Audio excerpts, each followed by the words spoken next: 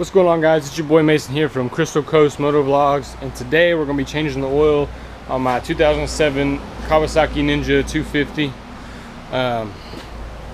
It's been raining quite a bit lately, the past 2 days, so I figured this would be perfect for me to go ahead and change the oil, because today makes a week I've had the bike and I haven't changed the oil on it at all.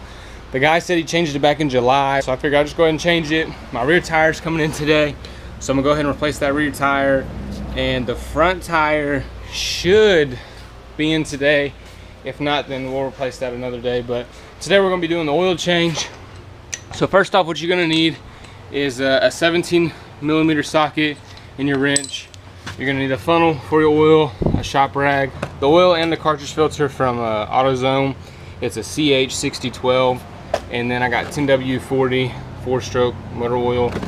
This right here is like 40 bucks. I got a little bit cheaper because we're a business, but if you were going to the store and get it, be about 40 bucks. The only oil that was more expensive than this was the Mobile One. Other than that, that's really all you need.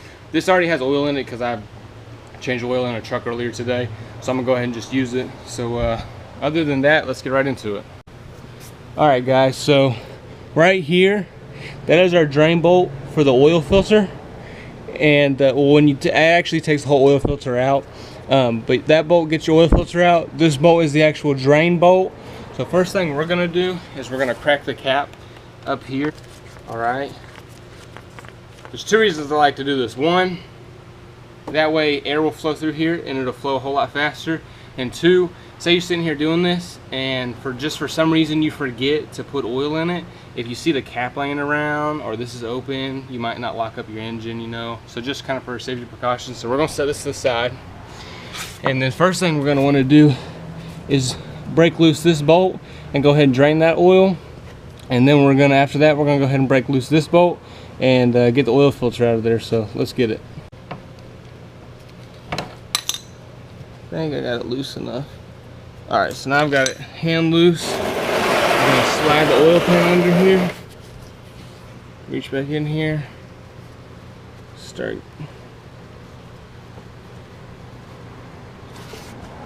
And there we go, we are streaming. On the engine and everything you look up says it takes 1.9 quarts. I've seen a lot of people only have to run 1.5, but I'm gonna put about 1.5 quarts in it, 1.5, and then check it and see where we're at with it. The way to check your oil is this sight glass right here, which now it's empty obviously, but you want to check it with the stand down, because obviously the bike's in at kind of an angle, so it's not going to be filled up like it needs to be. It's not going to give you a correct reading. So after we fill it up, we're going to take it off the stand and make sure that level is good. But we're going to let that drain a little bit, put the oil plug back in it, and then I'm going to get the cartridge filter out. After it got done draining, I moved the pan. I hand tightened the oil bolt in there until it was flush, and then I tightened it with the wrench. That way I wouldn't cross stir it. So now we're gonna break the bolt loose on the oil filter. All right, so whoever tightened mine tightened it really tight.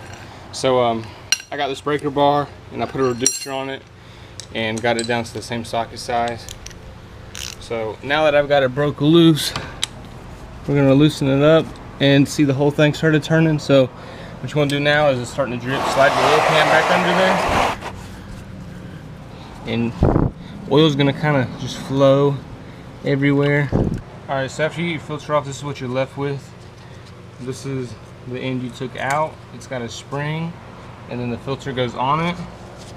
So now we're gonna get our new filter out. Make sure it's the same.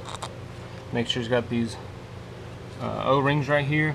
And it's not gonna hurt to take some oil and go ahead and just kind of rub it on these rings. That way they're not dry when they go in there, because these rings right here are what sealing the oil from coming out.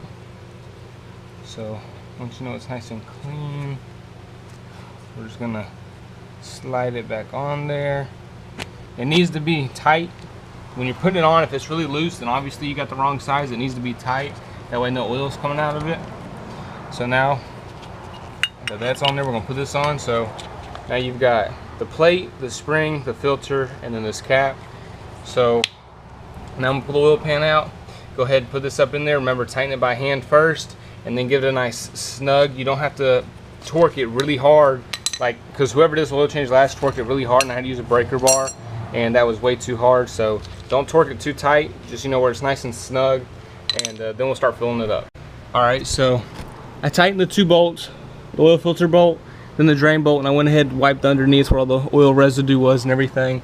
So now what you want to do is put your funnel in there, and like I said, I'm gonna put a 1.5 quart in there, and I'm gonna set it down off the stand, let it run for a minute, and then check the glass while it's not on the stand, because like I said, the bike's leaning like this, so the glass isn't gonna be level.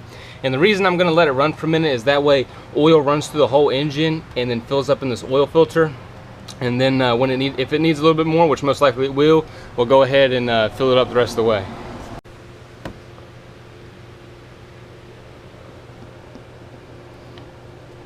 Alright, so that's 1 quart.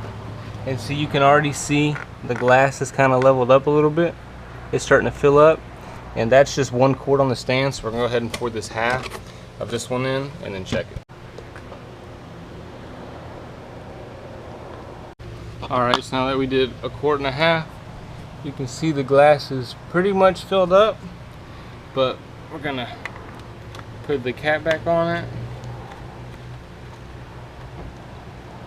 So we're gonna put the cap on it, go ahead and crank it up.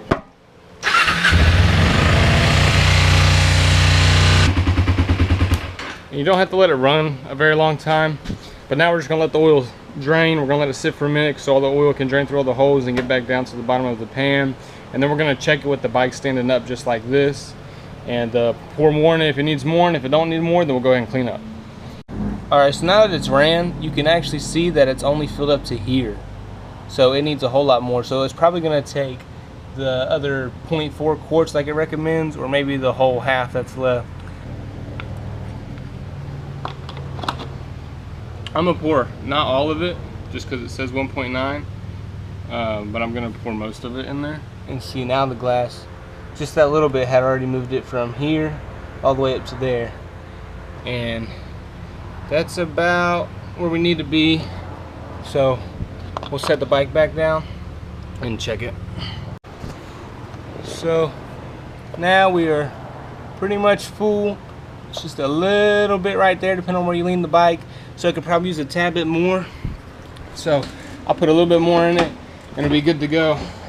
If you guys have any questions, comment down below. Don't forget to like and subscribe.